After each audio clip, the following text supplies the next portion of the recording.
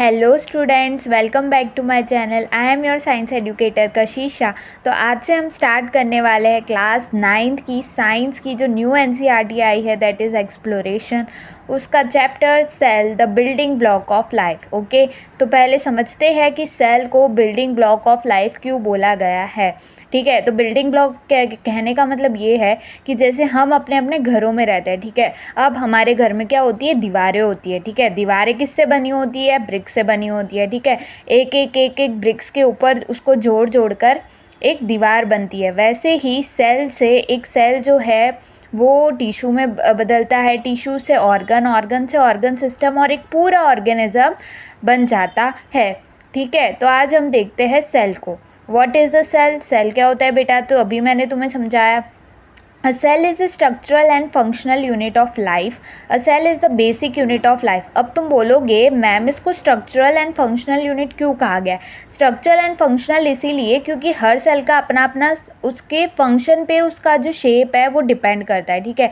जैसे हमारे nerve cell है, उसका काम है इंफॉर्मेशन को ट्रांसपोर्ट करवाना, ठीक है, ट्रांसमिट करवाना। तो वो जो हमारे नर्व सेल्स होते हैं वो लंबे होते हैं, ठीक है। तो इसीलिए यहाँ पे उसको structural and functional unit of life कहा जाता है, क्योंकि हर सेल के फंक्शन के ऊपर उसका स्ट्रक्चर कैसा होगा वो डिपेंड करता है, ठीक है। अब सेल के पास क्या प्रॉपर्टी होती है? तो सेल जो होता है वो रेप्लिकेट भी बंद कर सकता है, ठीक है। रेप्लिकेट कहने का मतलब वही है, मैंने अभी तुम्हें समझाया कि सेल से क्या बन रहा है, टिश्यू, टिश्यू से ऑर्गन, ऑर्गन से ऑर्गन सिस्टम, ठीक है।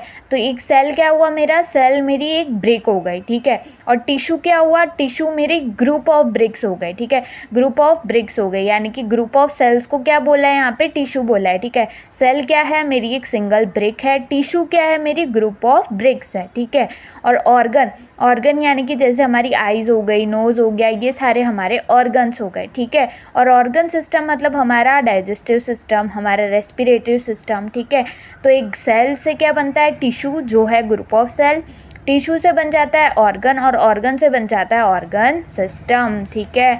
फिर यहाँ पे बात आती है, ये बहुत ही इंपॉर्टेंट है, जो जो चीज़ें इंपॉर्टेंट है मैंने उसके ऊपर रेड पेन से लिखा हुआ है कि ये चीज़ इंपॉर्टेंट है, तो प्लीज़ उसके ऊपर बहुत फोकस करें, ठीक है। डिस्कवरी ऑफ सेल की बेटा बात करें तो रॉबर्ट हुक ने हमें सेल की टर्म दी थी और इन्होंने डेड सेल की डिस्कवरी की थी। कब? 1665 में। बेटा याद रखना, रॉबर्ट हुक ने डेड सेल की, लिविंग सेल नहीं बेटा, डेड सेल है, ठीक है। और एंटोन वॉन ल्यूनवॉक थे, इन्होंने 1674 में लिविंग सेल की डिस्कवरी कर दी, ठीक है। और जो रॉबर्ट ब्राउन थे, इन्होंने न्यूक्लियस की थी कब? 1831 में। और पुरकेनजी ने किसकी की थी? प्रोटोप्लाज्म की, ठीक है।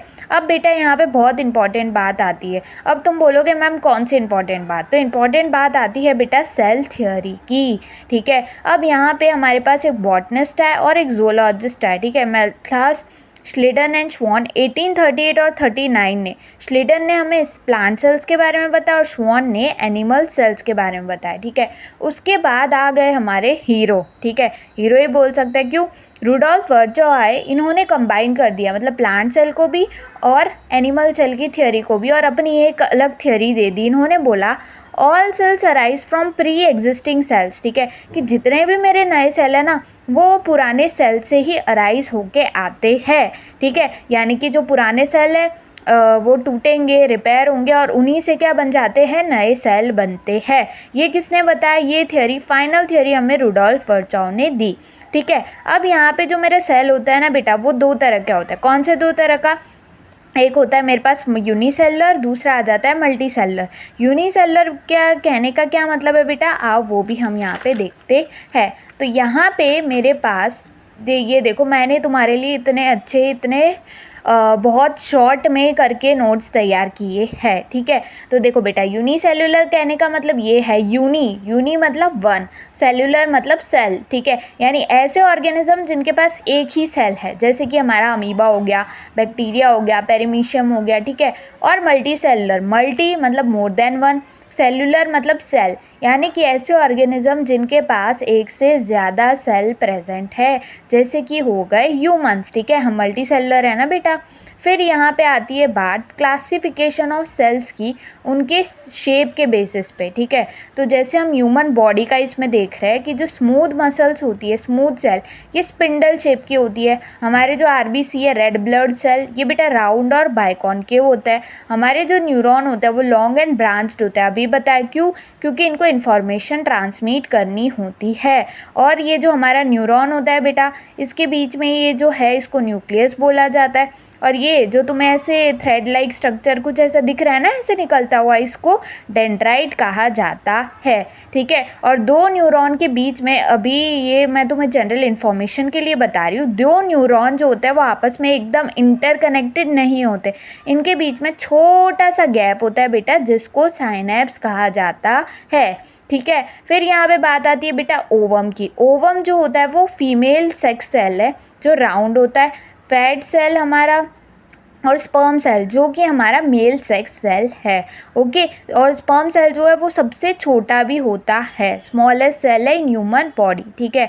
अब हम यहाँ पे देखें पूरे वर्ल्ड में और ह्यूमन के अकॉर्डिंग, तो देखो जो स्मॉलेस्ट लिविंग सेल है वो है हमारा माइकोप्लाज्मा पीपीएलओ बैक्टीरिया।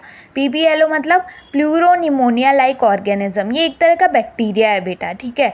लार्जेस्ट अगर हम देखें ह्यूमंस में तो वो आ जाता है हमारा ओवम। अगर पूरे वर्ल्ड में देखें तो जो हमारा एग होता है ना ऑस्ट्रिच का, वो लार्जेस्ट सेल आता है। और अगर हम स्मॉलेस्ट देखें ह्यूमन में तो जो हमारे स्पर्म सेल है ये सबसे छोटा रहता है बेटा, ठीक है।